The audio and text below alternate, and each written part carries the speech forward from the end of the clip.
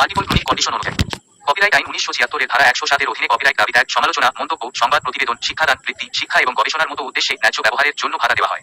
ন্যায্য ব্যবহার কপিরাইট আইন দ্বারা অনুমোদিত একটি ব্যবহার যা অন্যথায় লঙ্ঘন হতে পারে। তো হ্যালো হোয়াটসঅ্যাপ গাইস, তো কেমন আছো সবাই? আশা করি ভালো আছো, সুস্থ আছো এবং সুখে আছো। তো গাইস আমি হলাম আকাশ আর তোমরা দেখছো লেটস কম্পেয়ার 2.0 ইউটিউব চ্যানেল। তো গাইস আজকের যে টপিকটা সেটা কিন্তু তোমরা থাম্বনেল দেখে বুঝে নিয়েছো যে আজকে কার সাথে কার ভার্সেস হবে। ঠিক আছে, আজকের ভার্সেসটি কিন্তু আমার একজন সাবস্ক্রাইবার অঙ্কিত দাসের কথাই করছি। ঠিক আছে, তো গাইস বেশি প্যাক না করে একটা ছোট্ট ইন্ট্রো দিয়ে আজকের ভিডিও শুরু করা যাক।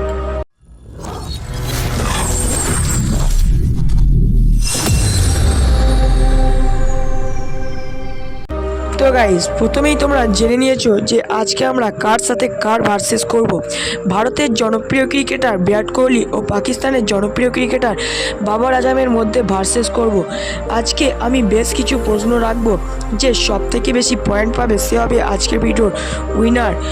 প্রথমেই প্রশ্নটা হলো আমাদের, কে কত সালে টেস্টে ডেবিউট করেছে?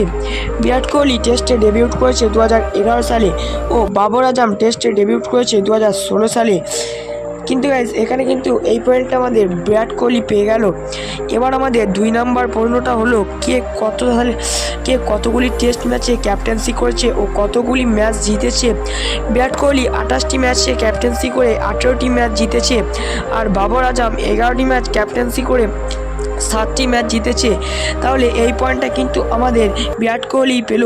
এবার আমাদের 3 নম্বর প্রশ্নটা হলো, টেস্ট ক্রিকেটে লাস্ট 50 ইনিংসে কে কতগুলি ওভার খেলতে পেরেছে? বিরাট কোহলি 625 ওভার খেলতে পেরেছে, আর বাবর আজম 726 ওভার খেলতে পেরেছে। তাহলে গাইজ এই পয়েন্টটা কিন্তু পাকিস্তানের জনপ্রিয় ক্রিকেটার বাবর আজম পেয়ে গেল।